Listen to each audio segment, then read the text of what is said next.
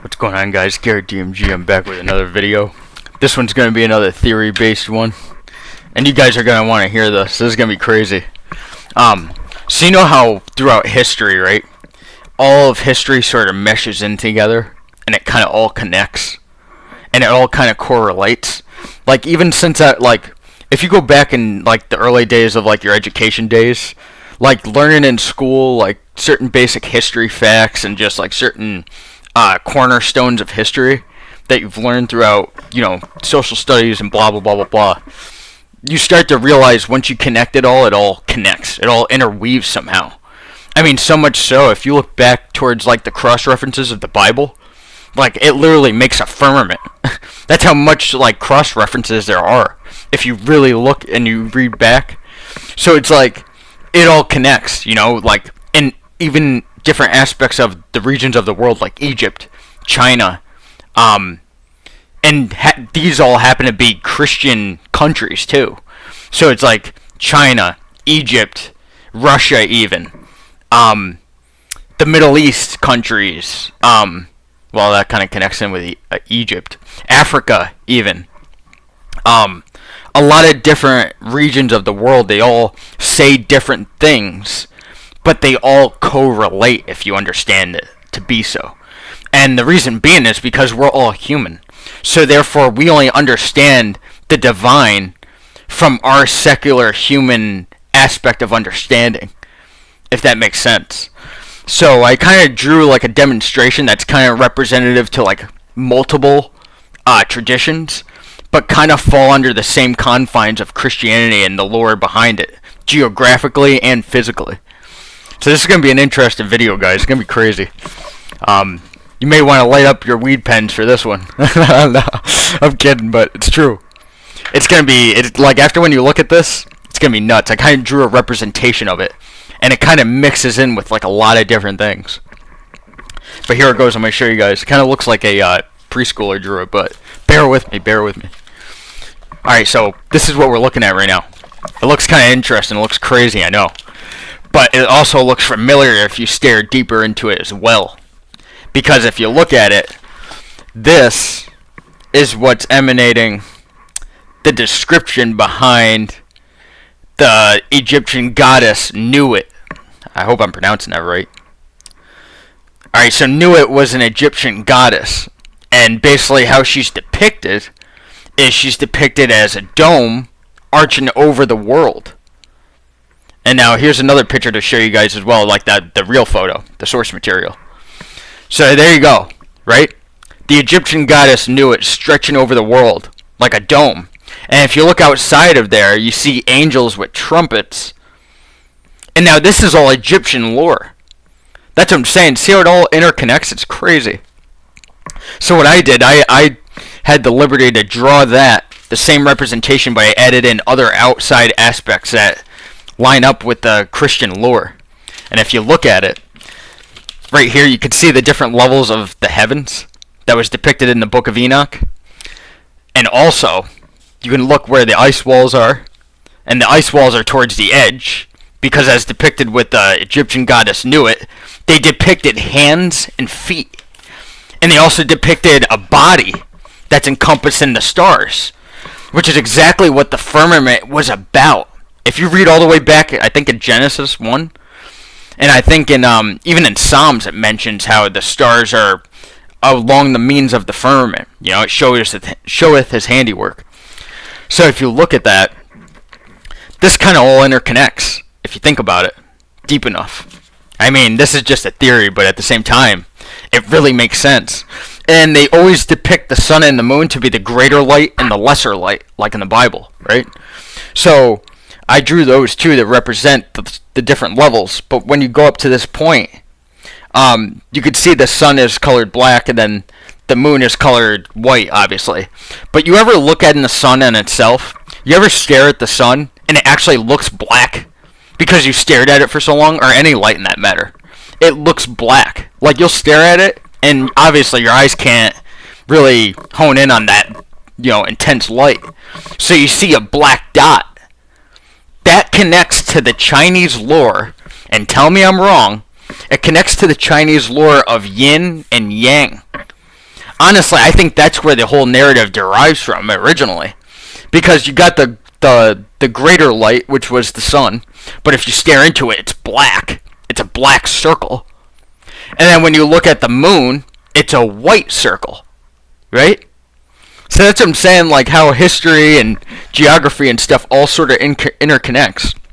And then down here on the first level, I depicted the ice wall at the feet and the hands of the goddess Firmament that was depicted in Egyptian lore.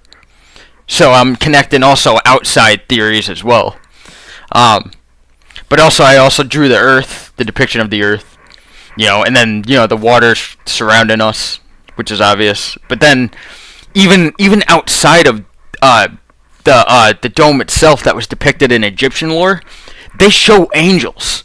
They literally show angels. I'm not screwing around. I mean, you guys probably know this better than I do. But it's like if you look at it, hang on. Yeah, if you look at it, it literally shows angels outside of the firmament with trumpets. Those are trumpets in there, I believe. I firmly believe these are trumpets. I don't think it's like some sort of gold accents or anything. That's an angel right there that you're looking at. Specifically, probably an archangel. Maybe. But that's what I'm saying. See how much history kind of interweaves so much that it hides itself? That's like my overall point of this video. But even Egypt depicted it. And Egypt's in the Bible. Like, the landmark of Egypt, and many events happened in Egypt. Many events happened in Egypt.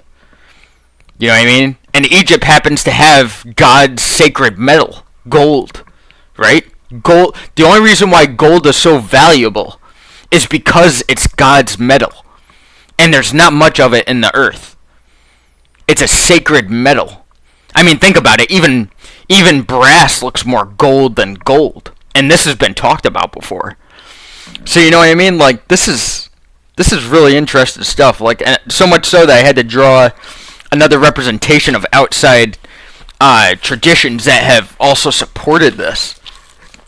And like I said, the greater and lesser light are sort of the beginning ideology of yin and yang, if you look at it. And it's crazy too, because another thing about the goddess of Nuit, and this really woke me up, is because if you look at it, ooh, I almost fell on my ass. But if you look at it, it's sentient. It's literally sentient. It's a sentient being. And people have always theorized that the stars were sentient. You know what I mean? So it's not the actual goddess, per se, but it's what's within that's sentient. The stars, right? And people have theorized that the stars are sentient, so much so that they've confirmed that within our bodies, we have the same chemical compounds of that of the stars. You see how it all connects? Even in science. So that's what I'm saying, guys. You cannot dismiss it, man. That history is tapping into the divine, and we replicate it through our history. But it's just so one-sided that it's so different. And it's so outside the lore of Christianity, which unites us all under God. You know what I mean? So I depicted that as well, and the outside angels there too. And also I drew, the Word of God up here, which is the final level. I mean, if you read in the Book of Enoch, I believe there's like 10 levels of heaven. There's 10 heavens. But this is what counts as a heaven. You got earth as the first plane. Then the clouds as the second plane, right?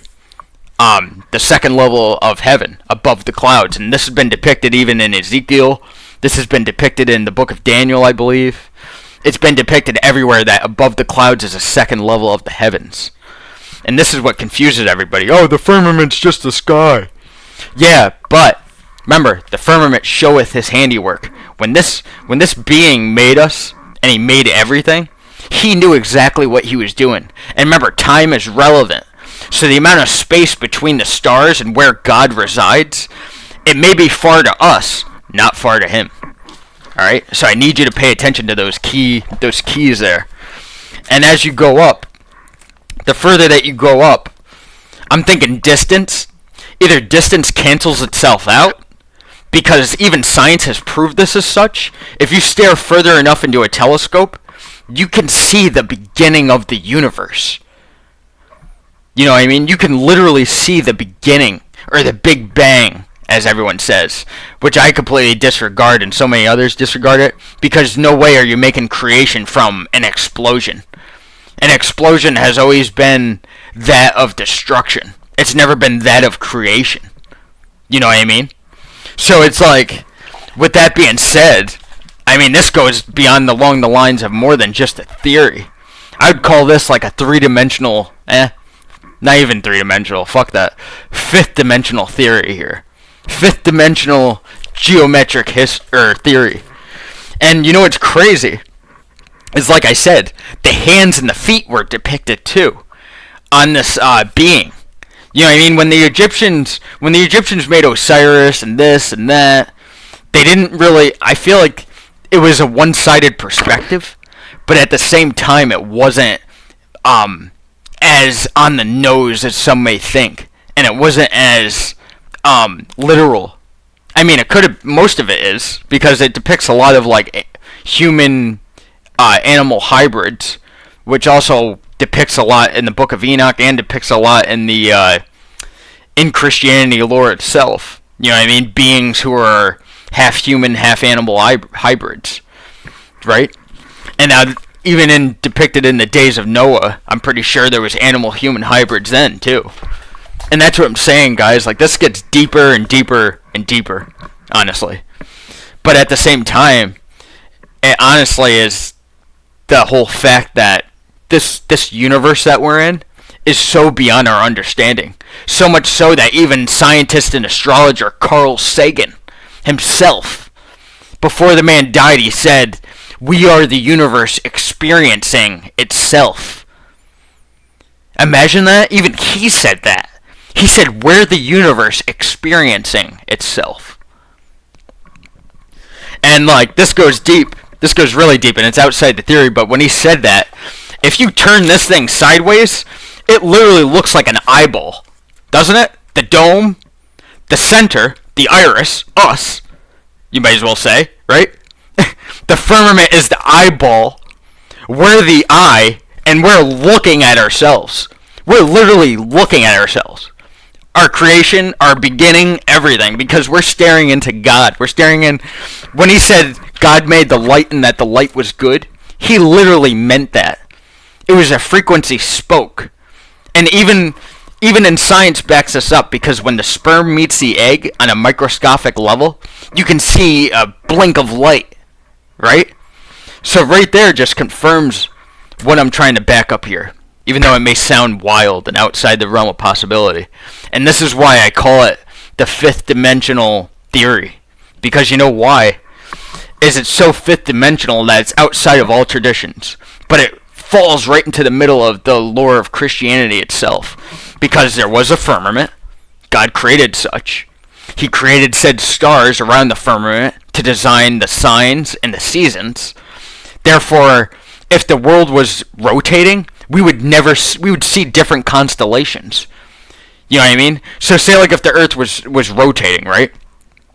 And say if the stars wasn't rotating with us, the stars are outside of the sphere, which is theorized by NASA. In theory, if we were to rotate to in the same geographic orientation that Australia is theoretically in, because Australia is below us, we would see a different aspect ratio of constellation, technically. And that's where like the whole sphere ideology sort of falls on itself, because number one, we never explored our bottoms of the ocean. You know what I mean? And also number two, our constellations remain the same every time. Every time. You know what I mean? So it's like, it's just another stepping stone towards proving this. You know what I mean? So I backed up science, I backed up religion, and I backed up the spiritual lore that's been foretold with among the many different traditions that we have amongst the world. So that's what I'm saying. The greater and lesser light literally depicts yin and yang. And now I can back this up with biblical terminology here, which is crazy. In Genesis 1, how it literally explains yin and yang, It explains the horoscopes. It explains a lot. If you look deep enough, look, I said, let's see here. Yeah, so you divide the waters. Oh, yeah, here we go.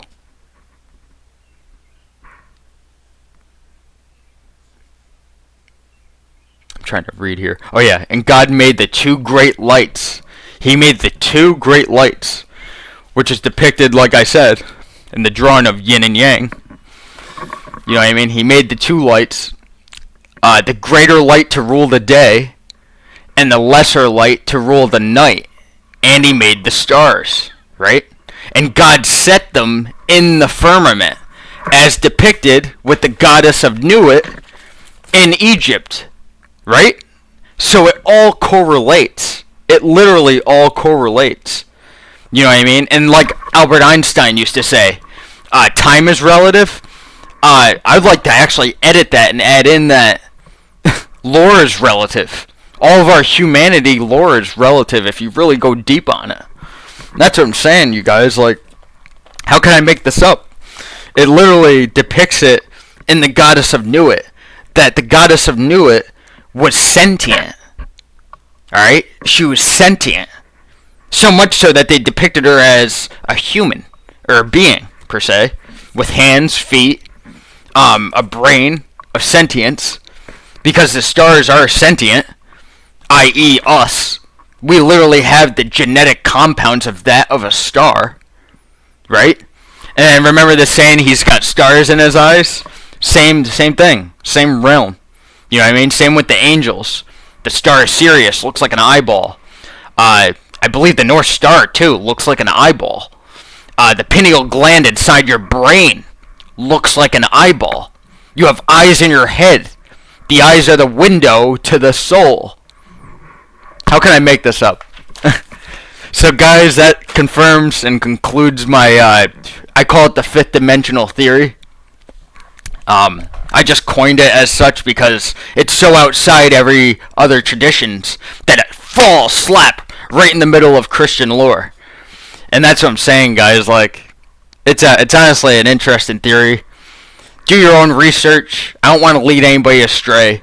I don't want to change anybody's minds. I just wanted to share my thoughts, because I've seen many depictions of this goddess of Nuit, and it always spiked my interest. And the stars and all this other stuff, it lines up too much to not ignore it. But yeah, guys, hopefully you enjoyed the video. Let me know what your comments are down below. I'll see you guys in the next one. God bless.